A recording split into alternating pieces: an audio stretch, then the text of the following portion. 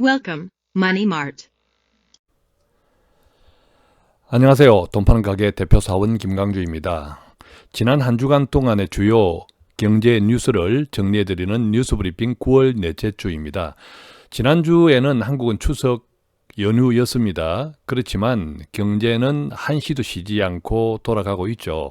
특히 세계 경제 그 가운데에서도 미국 금리 인상 비록 예정되었던 일이었지만 결과적으로 금리 인상이 되다 보니까 한국의 기준금리와의 차이가 0.75%로 벌어지면서 걱정들이 많습니다. 그런데요, 오늘 제가 이제 뉴스 브리핑의 세 꼭지를 가져왔는데 첫 번째 꼭지는 바로 한국 금리는 기준금리 인상이 없었음에도 불구하고 이미 상승하고 있다는 사실입니다. 시중금리 이야기인데요.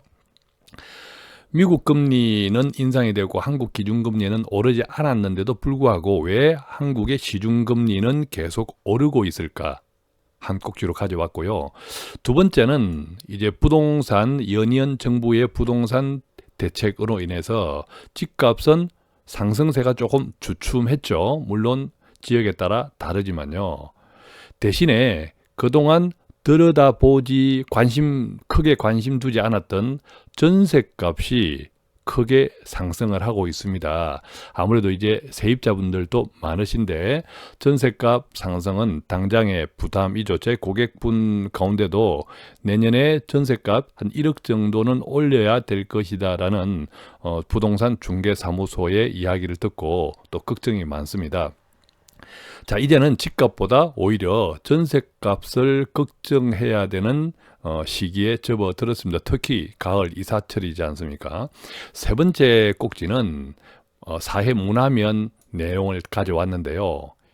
야, 이게 나이 들면 이혼이 대세랍니다. 이따 자세히 살펴보겠지만 최근 이제 통계청 발표에 의하면 우리나라 1인 가구 비중 가운데 우리가 1인 가구 하면 아무래도 젊은 층 20대, 30대를 먼저 생각하죠. 그런데요, 오히려 40대, 50대 이런 쪽에서 50대, 60대 이런 연령층에서 지금 1인 가구 비율이 더 훨씬 빠르게 늘어나고 있다. 그런데 이것이 옛날에는 배우자의 사망, 사별 때문에 1인 가구가 된 비율이 많았는데 이제는 그것보다 사별보다는 이혼이나 미혼, 그 영향, 그 이유 때문에 1인 가구가 더욱더 급증하고 있답니다. 자, 나이 들면 이혼이 대세가 되어 가는 것을 시대의 트렌드라고 이해해야 할까요? 아니면 이것을 조금 걱정해야 할까요? 자, 어쨌든 이것이 지금 대세라고 한다면 뭔가 준비해야겠죠. 개인뿐만 아니라 사회, 국가적으로도 정부 차원에서도 뭔가를 준비해야 할 건데, 자, 이런 내용을 중심으로 오늘 뉴스 브리핑 진행해 보겠습니다.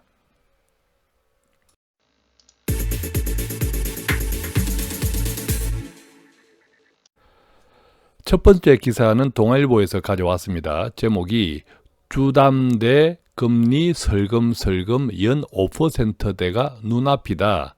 이런 제목인데요. 주담대는 잘 아시죠? 주택담보대출을 줄여서 주담대라고 합니다. 그런데 이제 미국 금리가 인상된 것은 이미 다 아시고 있고 한국 기준금리는 오르지 않았는데도 불구하고 이 주담대를 비롯한 시중 실제 금리는 계속 오르고 있습니다. 당연히 가계부채에 큰 영향을 주죠. 자, 이것이 현실이 어떤지 그리고 또 왜 그런지 살펴보고 또 그렇다면 한국의 기준금리는 인상은 어떻게 예정되어 있는지도 함께 또 짐작해 보도록 하겠습니다. 자, 기준금리 동결에도 시장금리는 오히려 상승하고 있다. 이 밑에 이제 그림을 보시면 함께 보시면 미국의 기준금리는 계속 이제 지속적으로 오르고 있습니다. 2008년 올해 1월 달에 1.50이었는데 지난번 엊그제 인상한 것으로 인해서 지금 2.25죠. 2.25인데 한국은 여전히 1.5 그대로라는 거죠. 2018년 지난 1월 달에는 미국 한국 금리가 동일했는데 올해 한 번도 한국은 오르지 않았으니까 계속 1.5. 미국은 계속 올려서 2.25. 현재 차이가 0.75. 그런데 이제 올 12월 달에 한 번 더 미국 금리가 0.25 정도 인상이 예정되어 있다는 말이죠. 그럼 이게 이제 2.50이죠. 2.50이면 한국의 기준금리를 만약에 올 한 해, 올해가 가기 전에 한 번 인상한다 0.25, 인상한다 하면 1.75죠. 그래서 올해 말 기준으로 예상컨대는 2.50에서 1.75를 이제 제하면 금리 차가 어떻게 됩니까? 지금처럼 여전히 이제 0.75는 유지될 거다. 라고 하는데 이제 내년 이후가 문제죠. 내년 이후에도 미국 경제는 여전히 계속 좋습니다. 그렇기 때문에 미국 경제는 내년 이후에도 계속 내년에도 금리가 한 3차례 정도 인상하지 않을까 이렇게 이제 예상을 합니다. 그렇게 하면 미국 금리는 3.25가 되죠. 그럼 이제 올 말까지 한국 금리를 한번 올려서 1.75라고 하더라도 내년에 어떻게 미국 금리 인상에 대응하느냐에 따라서 자칫 1% 이상의 금리 차가 생길 수 있다는 거죠. 제가 이제 미국 금리 인상으로 인해 우리가 단순하게 일반적으로 걱정하는 것이 그거지 않습니까?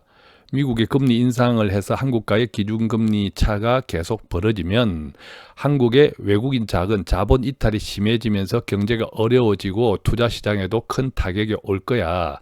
이론은 맞습니다. 맞는데 그 금리 차가 어느 정도에서부터 그런 현상이 심각해질까라는 것이 더 중요한 포인트라는 거죠.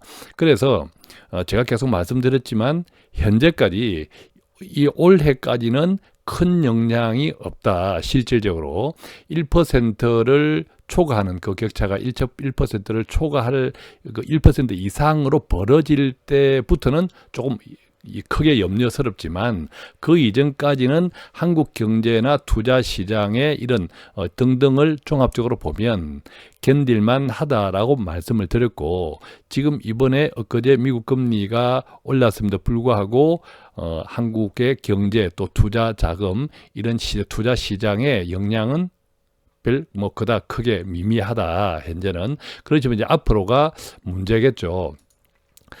그래서 보면 한국 금리는 오르지 않았는데 미국 금리만 올랐는데 왜 우리의 시중 금리는 계속 오를까? 예를 들면 우리 이 기사 제목에도 있는 것처럼 은행권의 주택담보대출 주담대 이 금리가 올해 안에 5%를 넘었을 것이라는 전망이 나옵니다. 실제 지금 현재는 은행 주담대 대출 금리가 4% 중후반까지 올라 있기 때문이죠. 그런데 왜 미국 금리는 올랐고 한국 기준금리는 오르지 않았는데 한국의 시중금리가 오를까? 이게 큰 틀에서 보면요, 미국 금리는 아주 세계적인 화폐, 돈으로 치면, 돈을 하나의 상품으로 치면 가장 큰 세계적인 도매 시장이 바로 미국 금리입니다. 이 미국 금리가 큰 도매 시장으로 본다면 그 다음에 각국의, 특히 한국의 이런 금리는 한국 내에서 2차적인 도매 시장이죠. 당연히 우리가 무역이라든지 등등의 통화 거래, 또 투자 등등으로 인해 가지고 자본 내 이동 등등으로 인해서 이 가장 근원적인 도매 시장인, 왜냐하면 보는 기축통화이기 때문에 달러는 이 미국의 금리가 오르면 당연히 이 국제 간의 거래 관계에서 형성되는 금리에 영향을 주기 때문에 한국의 실제 금리가 영향을 준다는 거죠. 한국 금리가 오르지 않더라도. 그 가운데 이제 대표적인 것이 미국 채권 시장이에요. 자, 미국에서 발행하는 국채 이런 등등은 금리가 오르니까 계속 금리가 나중에 이렇게 앞으로 발행하는 채권들은 점점 금리가 높아집니다. 금리가 높아지니까 당연히 그 금리가 높아지는 채권을 거래를 계속 하다 보면 실제 국내 시장 금리도 시장 금리, 정부에서 발표하는 기준금리가 아니라 거래되는 시장금리가 올라가게 되어 있다라는 거죠. 그렇기 때문에 한국은행은 지난해 11월 이후에 기준금리를 올리지 않았습니다. 그럼에도 불구하고 시장금리는 계속 상승세를 보이고 있는 이유랍니다. 그렇다면 실제 이제 대출을 받은 사람 입장에서 이자 부담은 얼마나 늘어날까? 이제 이 기사에서는 3억 원을 대출받은 A씨를 예를 들어서 이자 부담이 늘어나는 정도를 조금 이제 수치화시켜 보았는데, 지난해 8월 기준에는 연 대출금리, 은행 실제 대출금리입니다. 대출금리가 3.34였다. 그 덕분에 연간 이자액이 3억 원을 대출받았을 때 1,036만 원 정도였는데, 올해 1년이 지난 올해 8월 달에는 이 금리가 3.56%로 인상이 되면서 1,105만 원 정도로 늘어났습니다. 한 70여만 원 정도 늘어났죠. 그런데 이제 지금 현재 시중금리 추세가 계속 상승 추세가 지속된다고 하면 내년 8월부터는 4% 이상의 금리가 적용되면서 연간 이자도 1,218만 원으로 지금보다 100만 원, 연 100만 원 정도 더 이상 증가될 예정이다. 연 100만 원이면 우리 가게에서 뭐 월 기준으로 뭐 10만 원이 채 되지 않지만, 이 증가된 분만 내는 것이 아니라 예를 들면 3억 원을 대출 받았다면 만약에 연 1,200만 원이 대출 이자다면 이게 100만 원이거든요. 엄청나죠. 저축할 돈이 있다 없다? 없게 되겠죠. 그래서 이제 만약에 지금 대출을 받는다면 변동금리보다는 아무래도 고정금리가 낫겠죠. 그런데 이 금리도 사이클입니다. 계속 순환하기 때문에 계속 앞으로 인상만 있겠다, 금리가 오르기만 하겠다, 그렇지 않겠죠. 그래서 혼합형 대출 상품이 좋다. 즉 몇 년 동안은 고정금리, 그 이후에는 변동금리, 이런 대출을 받을 때 그 금리 선택을 이렇게 할 수 있다면 더 이상적이지 않을까 생각이 되고요. 자, 문제는 이렇게 우리가 가계부채가 많은데 결국 금리를, 우리 한국이 기준금리를 미국에 따라서 같이 올리지 못하는 한계가 있죠. 바로 조금 전에 A씨, 3억 원을 대출받은 A씨의 사례에서 살펴보았듯이 보통 금리가 한 1% 정도 오르면 9조 원 정도, 연 9조 원 정도의 이자 부담 비용이 더 증가한다. 이런 통계도 있습니다. 그렇기 때문에 당장 지금 딜레마에 빠졌다. 한국은 어떤 딜레마? 금리를 미국 따라 올리자니 지금 당장에 우리 국내 내수 경기가 좋지 않기 때문에 경제에 오히려 악영향을 주겠다. 또 미국과 중국 무역 전쟁 등의 대외 불안 요인도 여전하다.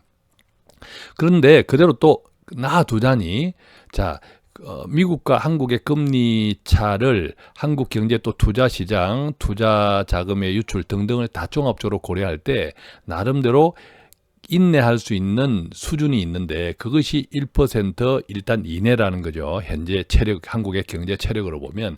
근데 이게 1% 이상 벌어지는 것이 바로 코앞에 임박해 있기 때문에, 자, 그렇게 그대로 계속 이제 미국의 금리 인상을 우리가 따라가지 않고 계속 이제 기다리고만 있으면 금리 차가 확대로 인해서 자본 유출이 이제 위험해지는 그런 시기에 도달할 수 있겠고, 또한 서울 집값 급등이라든지 가계 부채 등 이런 영향의 그 원인 중에 하나가 우리가 저금리도 작용을 했다고 하는데, 또 이 저금리가 계속 지금 수준으로 계속 갈 때 그런 부작용도 있겠고, 또한 글로벌, 지금 미국뿐만 아니라 유럽, 뭐 일본 역시도 과거의 양적 완화, 즉 통화를 확대하는, 통화를 공급하는 정책에서 통화를 다시 빨아들이는 긴축을 하는, 이것이 글로벌한 세계 선진국들의 현상, 일치된 현상이기 때문에 이것을 못 따라가면 자칫 금리 인상 시기를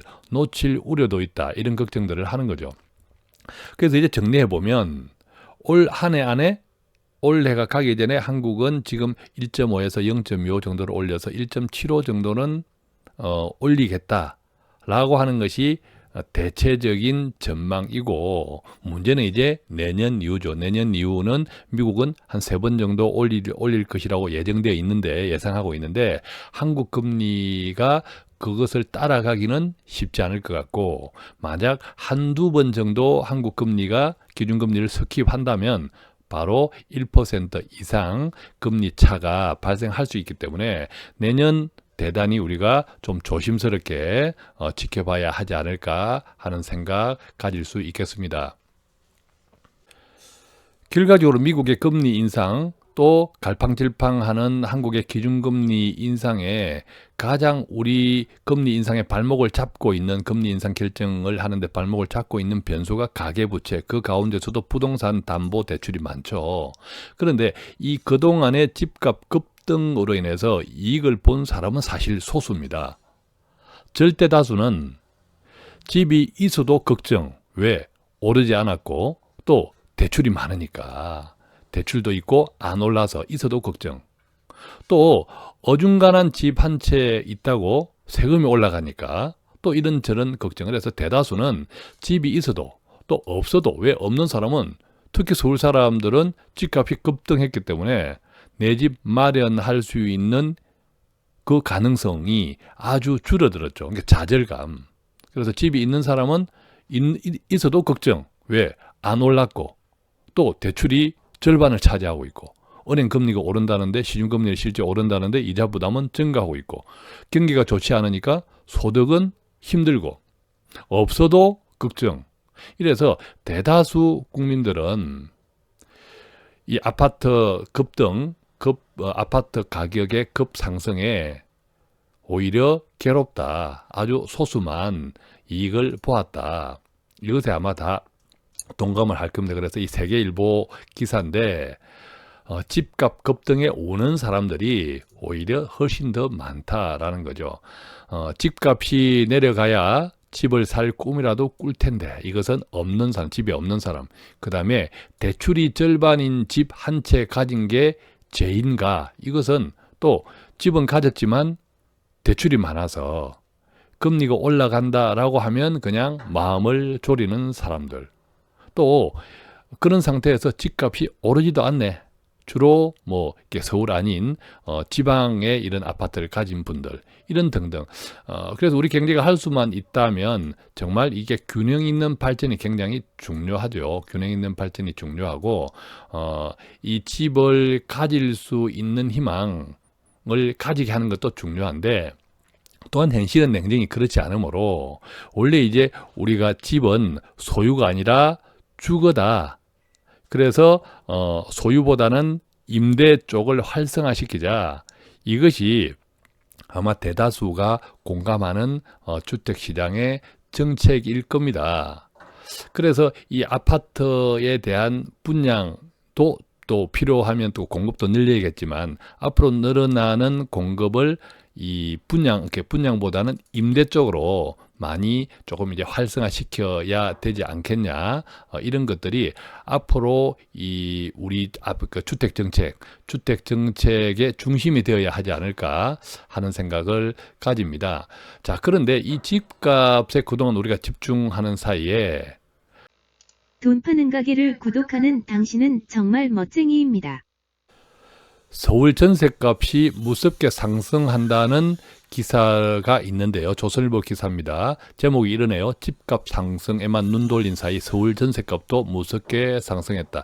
이 밑에 이제 표를 함께 보면 서울 아파트 전세 보증금 상승률 추이입니다.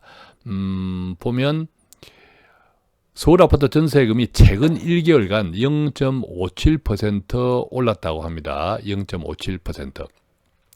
작년 9월달 상승률이 0.16%, 재작년 그러니까 2016년 9월에는 0.19%였다고 하는데 올해 0.57% 올랐으니까 상당히 가파르게 오른 거죠. 뭐 몇 가지 요인들이 있겠지만 아무래도 이 최근에 이제 아파트 정책들로 인해 가지고 거래 자체가 많이 급감을 했고 또 아파트가 급등을 하다 보니까 아파트를 구입하려고 했던 사람들이 전세 쪽으로 임대 쪽으로 돌아선 역량.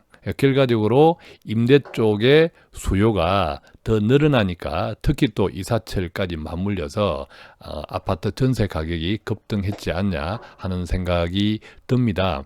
뭐 시작할 때 말씀드렸지만 또 제 고객분 한 분도 1억 원을 내년 2월 달이 2년차 이제 전세 재계약을 해야 되는데 1억 원 정도를 올려줘야 할 것 같다라는 또 이 중개사무소 쪽에 증가를 받고 상당히 지금 그 걱정이 많습니다. 그래서 이제 금리 상승과 이런 전세값 상승 등등을 고려하면 우리가 가계 쪽에서 준비해야 될 게 뭡니까? 좀 여유 자금이죠. 금리가 가파르게 오르고 등등의 이제 경제에 영향을 미치는 변수들이 더 확장되면서 유동성 여유 자금을 좀 늘리는 것, 지금보다 더 늘리고, 물론 당연히 부채를 관리, 빚을 줄일 수 있다면 그것이 첫 번째 순서. 두 번째, 그러지 못하면 조금 여유 자금이라도 지금보다 조금 더 많이 확보해 나가는 것이 유리하지 않을까 생각이 들고요. 여기에서 이제 임대사업자 이야기가 나옵니다. 노컷 뉴스를 가져왔는데 제목이 이렇습니다. 투기 꽃길 전락한 임대사업자 혜택 이대로 놔둘까? 자, 지난해 파리 대책 발표하면서 올해 임대사업자 혜택, 임대사업자로 많이 등록을 시켰죠. 4월 1일 이전에. 그런데 그러다 보니까 임대사업자 혜택이 참 큽니다. 임대사업을 지금 하시는 분들 잘 느끼고 있겠지만 뭐 양도세, 취득세 뭐 등등 감면분이 크죠. 또 건강보험료 인상 부분의 80%도 감면 혜택을 받습니다. 특히 8년 이상 장기 임대 사업자들의 경우에는. 그러다 보니까 만약에 연간 2천만 원의 임대 소득이 있는 사람이 8년 장기 임대로 등록하면 연간 7만 원의 소득세를 내면 된다고 합니다. 그렇다면 등록하지 않았을 때는 최대 84만 원을 낸다. 연 2천만 원 임대 소득이 있는 사람이 임대 소득에 대한 세금이 임대 사업자로 등록을 하면 8년 장기 임대 7만 원에 불과한데 만약 등록하지 않으면 최대 84만 원이다. 그러다 보니까 이 같은 인센티브가 크니까 아까 이제 뭐 양도소득세 감면, 또 건강보험료 인상분 80% 감면, 취득세, 재산세 감면 등등 하니까 폭발적으로 임대사업자들이 늘었고 그들이 가진 이 임대주택 때문에 전반적인 거래되는 물량이 줄어들어서 오히려 아파트값 급등을 부채질했다. 이런 지적들도 이제 그 뒤에 이제 최근에 많이 등장했죠. 그래서 이제는 아마 그렇게 되지 않겠습니까? 우리 소득이라는 것이 어쨌든 소득이 있는 곳에 세금이 있다. 라는 원칙에서 보면 임대소득 역시도 소득이라면 소득이니까 당연히 그것에 합당한 세금은 따라야 하는 것은 맞는데 다만 이 임대소득이 노후 생계의 아주 주된 소득인 경우도 있고 다양하니까 그런 다양한 경우를 살펴서 공제되는 것이 있습니다. 소득을 전부 다 세금을 때리는 것이 아니라 공제해주는 제도들이 있죠. 이 공제해주는 공제 제도를 잘 활용해서 조금 이제 임대 소득이 차지하는 해당 가구의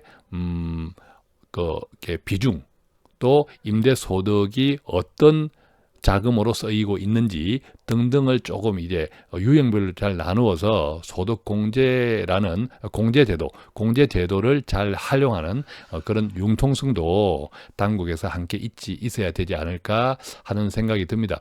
결론적으로 지금 우리가 어떤 시스템이 갖춰져 있죠? 바로 이제는 여기 있네, 그죠? 임대차 정보 시스템이 통합이 되어서 이제는 신고하지 않더라도 클릭 한 방만, 클릭만 한 번 하면, 원 클릭만 하면 정부 관계자가 손쉽게 개인의 어떤 특정 개인의 주택 보유 현황과 추정 임대료를 파악할 수 있게 되어 있다고 합니다.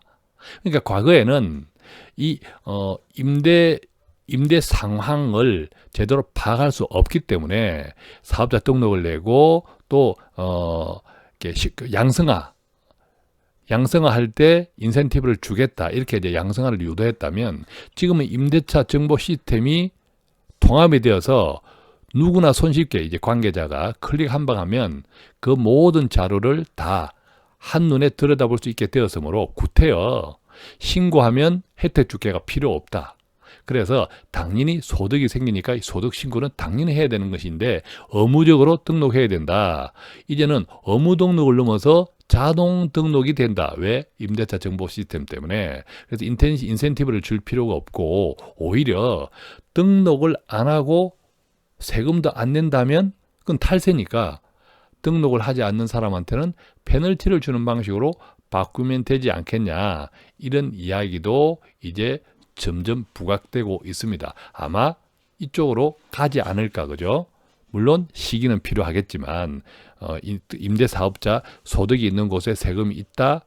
그 원칙에 따라서 임대사업자에게 지금까지 주었던 혜택이 축소 또는 나중에 전국적으로는 폐지되고 오히려 신고하지 않으면 등록하지 않으면 벌칙이 부과되는 그런 쪽으로 가지 않을까. 다만 앞서 말씀드린 대로 임대소득이 어떤 가정에는 은퇴 소득의 전부인 가정도 있습니다. 가정도 있기 때문에 정부 당국에서 그런 유형들을 잘 구분해서 정말 여유 있는 세금을 가져가도 여유 있는 쪽은 가져가야 되겠지만 그렇지 않은 가구, 은퇴 소득의 절대액을 차지하는 그런 임대 소득 같은 경우에는 공제제도를 최대한 활용해서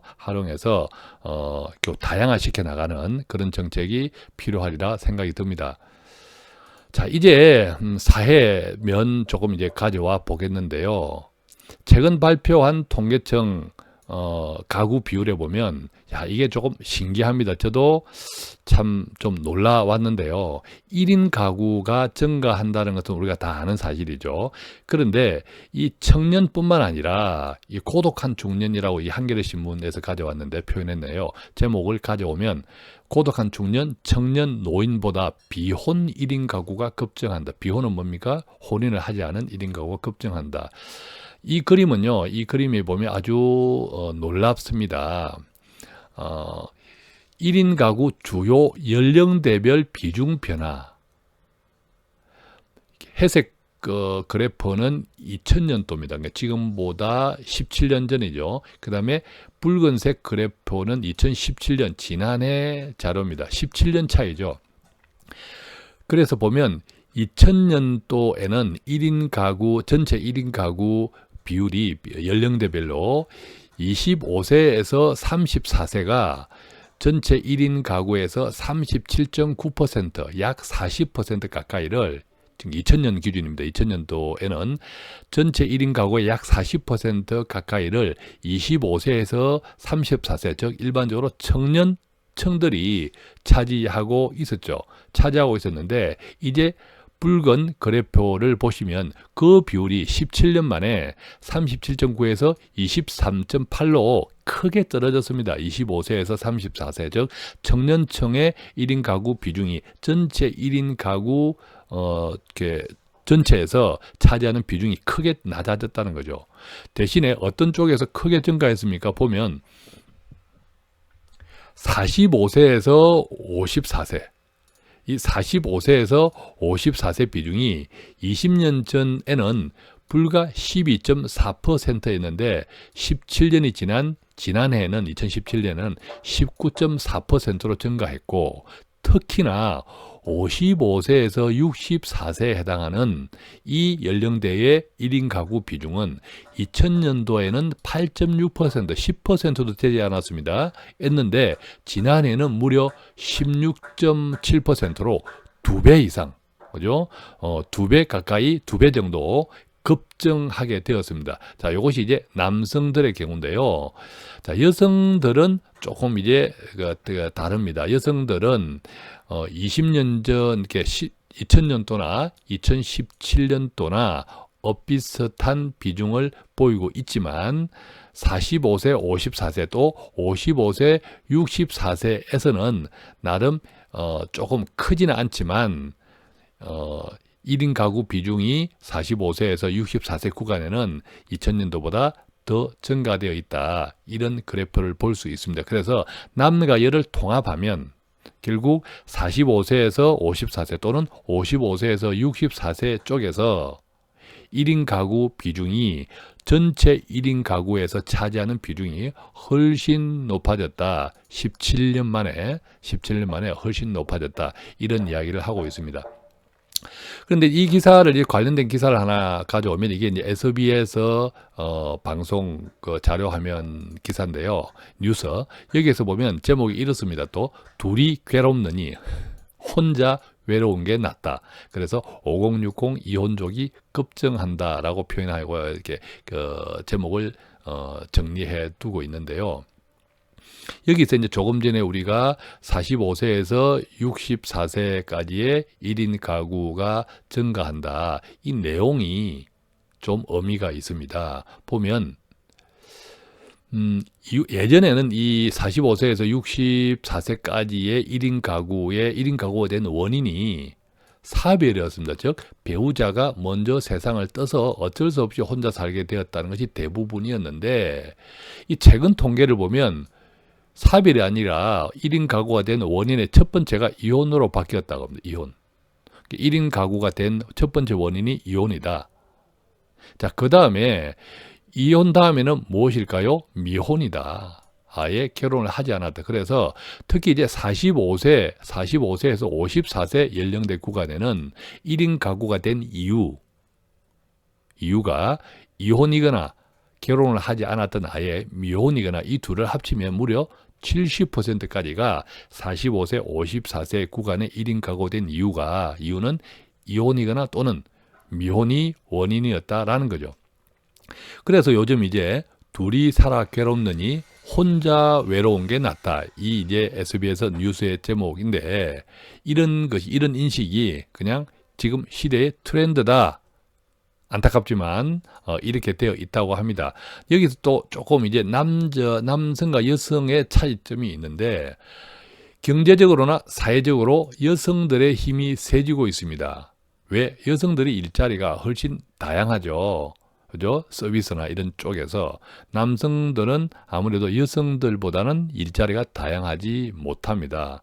그러다 보니까 경제력의 입장에서도 남성들이 조금 불리하죠. 조금 전 기사에서 남성과 여성의 45세에서 64세 연령대의 1인 가구 비중을 보았지만 남성이 훨씬 높죠. 좀 많죠. 아마 그것도 바로 여성 쪽에서 경제력이 많아지는 이 상대적 영향으로 인해서 여성들한테 팽당한 현상이 아닐까.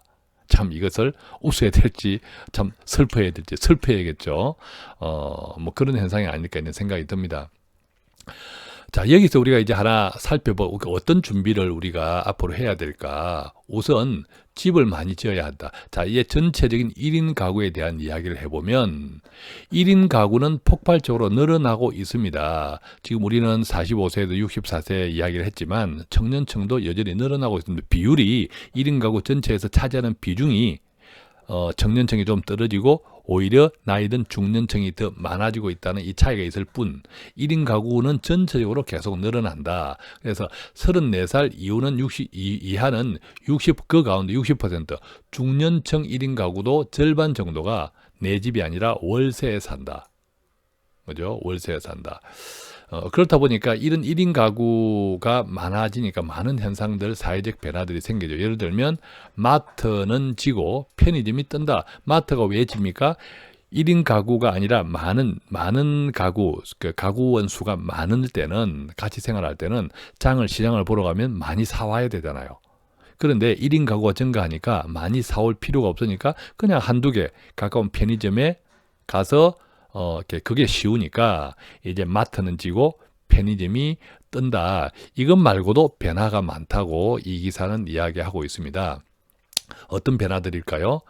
주택수가 계속 이제 늘어나야 되는 거죠. 주택수가 늘어나는데 이 주택수는 소형, 그죠?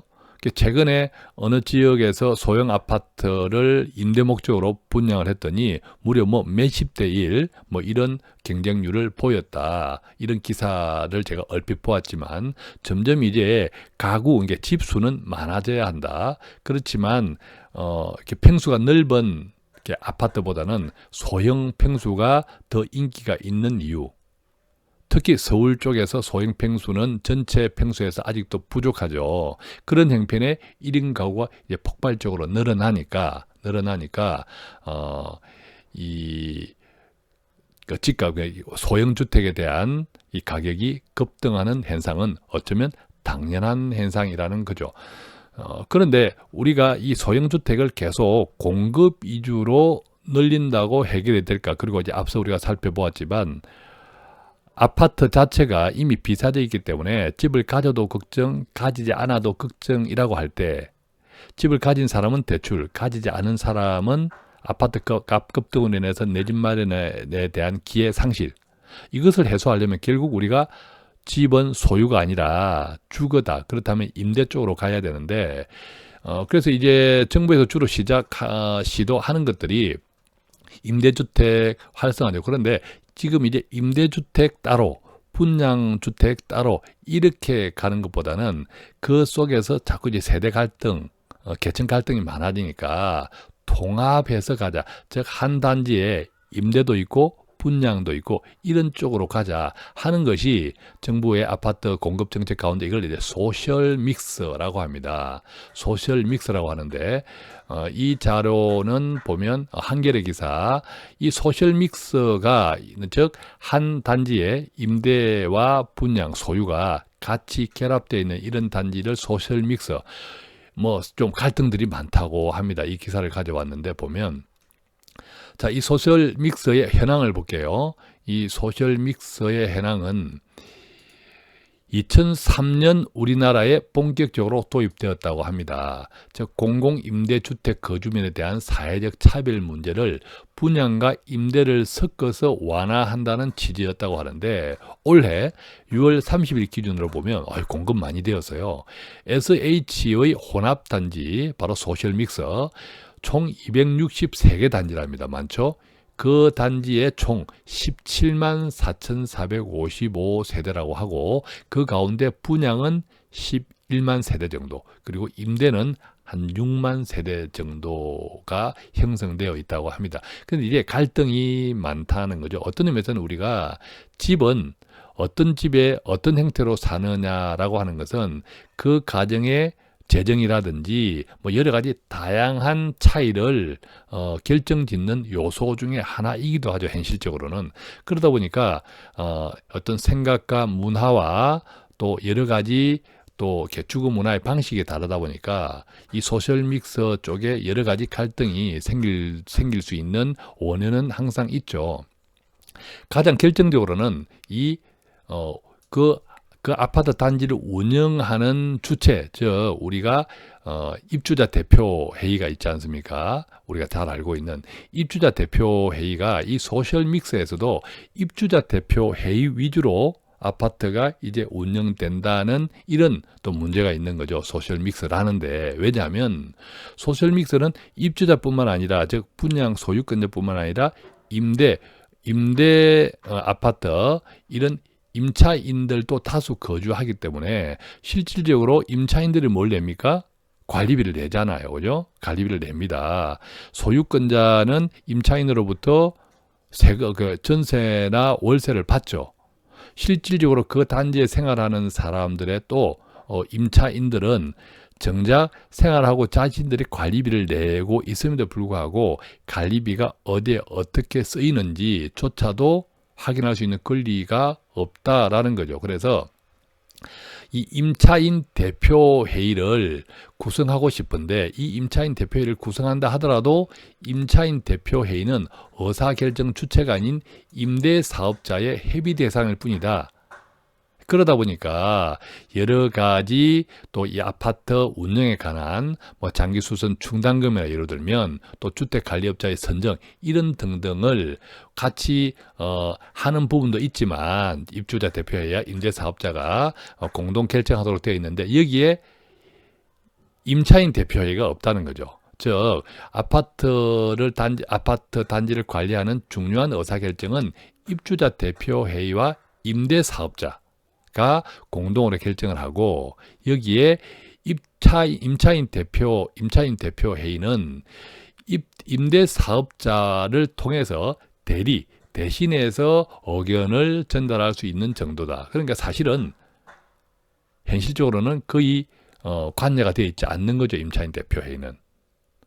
그러다 보니까 아무래도 관리비를 내는 사람은 임차인들인데 정작 단지 운영의 결정에서는 소외되어 있기 때문에 이제 이 같은 갈등들이 이제 크게 일어나고 있다. 그래서 앞으로는 우리가 어차피 소유권 중심, 아파트는 집이 소유 중심이 아니라 거주 중심으로 간다면 관련된 이 아파트 자치권, 운영 자치권에 대한 주체로서 임차인들도 정확하게 제도화시켜야 되지 않을까 이런 이야기들을 이 기사에서는 하고 있는데 저는 상당히 건설적이고 바람직한 이야기다. 즉 우리가 아파트가 소유가 아니라 이제 주거다고 할 때는 주거에 필요한 여러 가지 관련된 법 제도의 개선과 정비가 같이 잇따라야 하지 않을까 하는 생각을 가집니다. 마지막은요. 마지막 기사는 KBS 보도 자료를 가져왔는데 이 제목이 영업할수록 손해 24시간 24시간 영업 편의점 실태 이 기사입니다. 자, 우리가 이제 자영업 특히 50대 60대에 퇴직한 사람들이 제일 항상 필수 아이템 알아보는 필수 아이템이 바로 편의점입니다. 왜? 돈만 있으면 쉬워 보이기 때문이죠. 다 갖춰졌죠. 그냥 돈만 있고 그냥 시간을 내어서 관리만 하면 돈을 벌 수 있다라고 생각하기 때문에 나중에 하든 안 하든 퇴직하시는 분들이 필수적으로 알아보는 아이템이 바로 편의점이죠. 근데 이 편의점이 24시간 영업이라는 아주 이걸 어떻게 이야기해야 하냐면 한마디로 이렇습니다. 이 편의점 프랜차이저 본사 즉 프랜차이즈를 운영하는 오너들은 한밤중에 잠을 자죠. 근데 한밤중에 잠을 자도 그들의 금고에는 돈이 생깁니다. 즉 편의점 본사는 손해를 보지 않거든요. 그런데 그 한밤중에 편의점 본사 오너들은 잠을 쿨쿨 편하게 자는 그 시간에 정작 편의점주들은 자신의 돈을 투자하고 자신의 노동을 하는 이 편의점주들은 밤을 꼬박 새워서 가게를 지켜야 합니다. 그렇다고 그 가게가 잘 될까요? 잘 되지 않는다. 한밤중에 6만 원을 벌었다. 6만 원 밖에 벌지 못했다. 이런 편의점도 많다라는 거죠. 자, 여기 이 방송에 보면 등장한 편의점주입니다. 어제는 10시간 동안 손님이 30명 정도 있었다고 합니다. 추석 명절 때 이야기입니다. 특히 명절 때가 매출이 많이 떨어진다. 특히 이제 지역에 따라서 학생들이 많은 샐러리맨들이 많은 이런 지역에서는 추석 명절 때는 썰렁하겠죠. 그래서 매출 하락이 더 이제 떨어진다. 또 다른 편의점에 이 기자가 갔더니 자정부터 7시간 동안 저녁 12시부터 아침 7시까지 7시간 동안 이곳을 찾은 손님은 모두 6명. 번 돈은 3만 원이 채 안 된다고 합니다. 수익을 따지기도 민망하다는 거죠.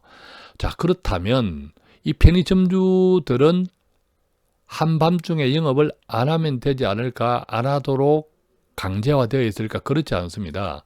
법으로 수익이 너무 적으면 자정부터 6시 사이에는 영업을 잠시 중단해도 된다고 되어 있답니다.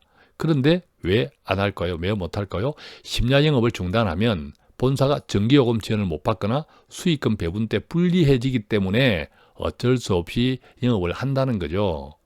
그 결과 자발적으로 영업을 한밤중에 안 할 수가 없는 형편이다. 그래서 서울시에서 이제 조사한 자료에 보면 편의점주의 90%는 적어도 연휴 때는 추석 명절 같은 이 연휴 때는 영업 시간을 자율적으로 정하기를 원했고 60%는 심야 영업을 아예 중단하고 싶어 한답니다. 그런데 못하는 이유는 뭡니까? 바로 그 한밤중에 편의점 본사 오너들은 쿨쿨 두 다리 뻗고 잘 수 있도록 하기 위해서 다수의 편의점주들이 돈도 되지 않은 한밤중을 지키고 있답니다.